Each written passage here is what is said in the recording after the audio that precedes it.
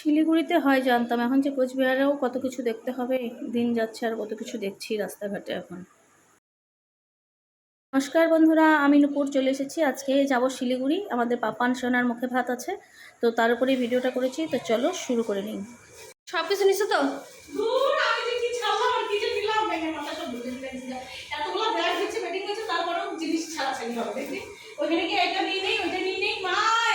তো আমরা যাচ্ছি, একটু চিনি সোনাকে আদর করে নিলাম, কারণ কি চিনি সোনা কষ্ট পায় আমি বাড়িতে না থাকলে।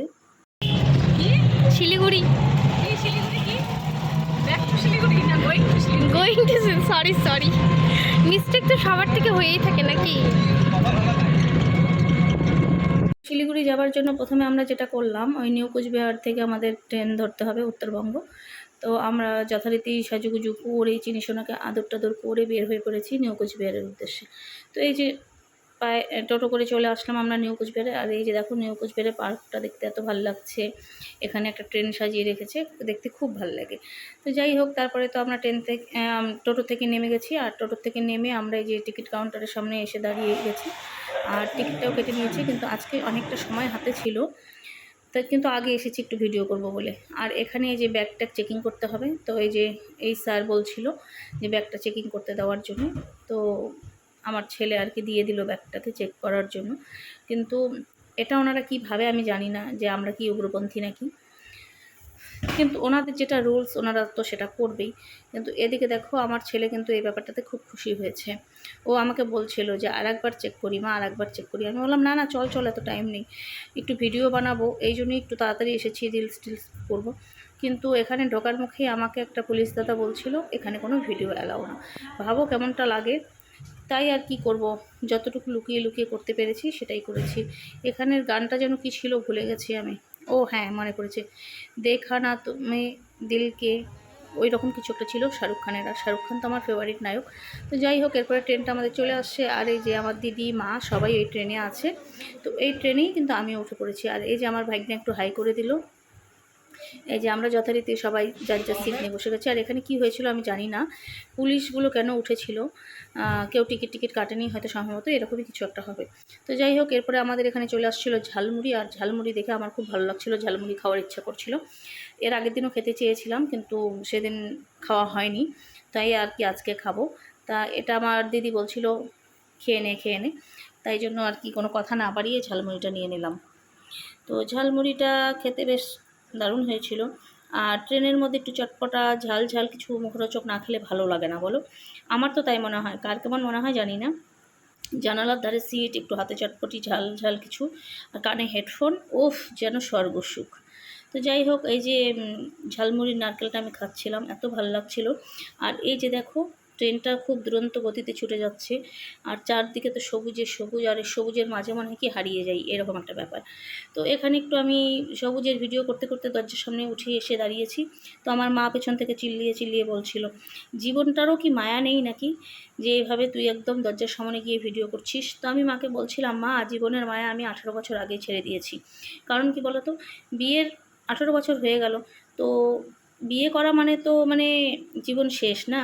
তো ওটাই বলছিলাম যে জীবনটা মায়া আমি ছেড়ে দিয়েছি। তো যাই হোক, এখানে বৃষ্টি হচ্ছিল, চারিদিকে সবুজ, এই চা বাগান। আর এই চা বাগানে মানে বৃষ্টি, মানে একটা অসাম ওয়েদার। যাই হোক, ওয়েদারটার ভিউটা আমি নিলাম তোমাদেরকে দেখানোর জন্য। দেখো তোমরা কি ভাল লাগছে, মনে হচ্ছে কি এখান থেকে নেমে একটু চা বাগানের মাঝে যাই, গিয়ে একটু হেঁটে আসি, এরকম একটা মনে হচ্ছিল। কিন্তু সেটা তো আর করা যাবে না, কারণ ট্রেন আমার জন্য দাঁড়িয়ে থাকবে না। আর এই যে বললাম বৃষ্টি হচ্ছিল, দেখো বৃষ্টির জলগুলো আমার মুখে এসে পড়ছিল। তো আমাকে সবাই বলছিল যে মেকআপ ধুয়ে যাবে, তো আমি তো কোনো মেকআপ করিনি, কারণ আমি হলাম ন্যাচারাল বিউটি। তো যাই হোক, এই যে আমার রাজকন্যা এখানে জানালার ধারে সিট নিয়ে বসে গেছিলো ভিডিও করার জন্য, কিন্তু আমি ওর মন মতো ভিডিও করে দিতে পারছিলাম না বলে আমার উপর খুব ক্ষেপে যাচ্ছিল। আমাকে বলছিল তোমার ভিডিওগুলো আমি এত সুন্দর বানিয়ে দিই, কিন্তু তুমি আমার কেন ভিডিও ভালো করে বানাও না। কিন্তু কি করে বলবো ওকে, কি করে বোঝাবো যে আমি পারি না। তো যাই হোক, কথা বলতে বলতে আমরা চলে এসেছি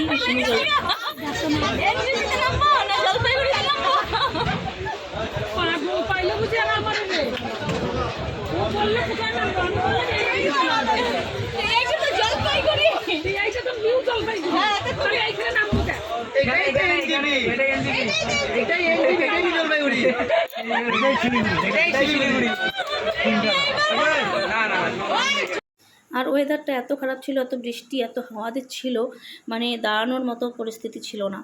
আর এখানে ট্রেনের মধ্যে কি হয়েছিল বলো তো, মানে জলপাইগুড়ি, নিউ জলপাইগুড়ি স্টেশন চলে আসছে, কিন্তু আমার মা ভুলে গেছে যে কোথায় নামবে। বারবার বলছে কি আমরা তো এনজিপিতে নামবো, কিন্তু মাকে আমি বোঝাতে পারছিলাম না যে এটাই তোমার এনজিপি।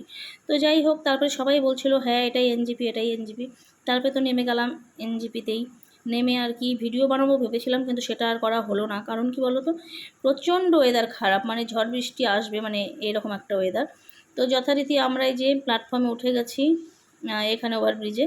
তো এখন অনেকটা হেঁটে হেঁটে যেতে হবে, সেটাই করছিলাম, কারণ ওভারব্রিজটা তো অনেক বড় জংশনের, এনজিপির, সরি আমি জংশন বলে ফেললাম।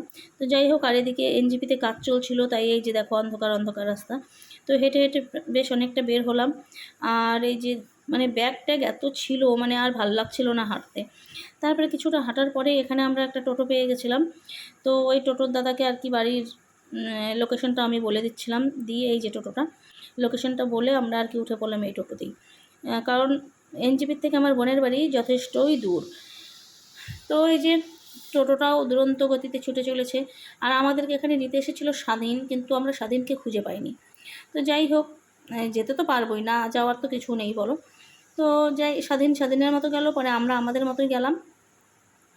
আর এই যে আমার ভাগনা আর আমার মা দুইজনে লেগে গেছে, মানে সাপ আর নেউল এরকম একটা ব্যাপার। আমার ভাগনা নাকি ব্যথা পাচ্ছে, আর আমার মা নাকি ভাগনাকে কোলে চেপে ধরেছে, এরকম আর কি দুজনে মিলে করছে। তো যাই হোক, কথা বলতে বলতে রাস্তা আর কি শেষ হয়ে গেছে, আমরা চলে আসলাম আমার বোনের বাড়িতে। এই যে টোটো থেকে এখন নামবো। আর এই যে আমার বোনের শাশুড়ি মা, মানে প্রথমে ঢুকতেই আমাদের দেখা হয়ে গেল। তো দেখা টাকা করে আমরা আর কি বাড়িতে ঢুকে পড়লাম। আর বাড়িতে ঢুকে দেখি যে ঘরে কারেন্ট নেই। তুমি ভাবো কি অবস্থা, একেতে গরম, ওয়েদার খারাপ, তার মধ্যে নাকি কারেন্ট নেই। তো যাই হোক, আমরা ব্যাগটাকে রাখতে রাখতে দেখলাম কারেন্ট চলে আসলো।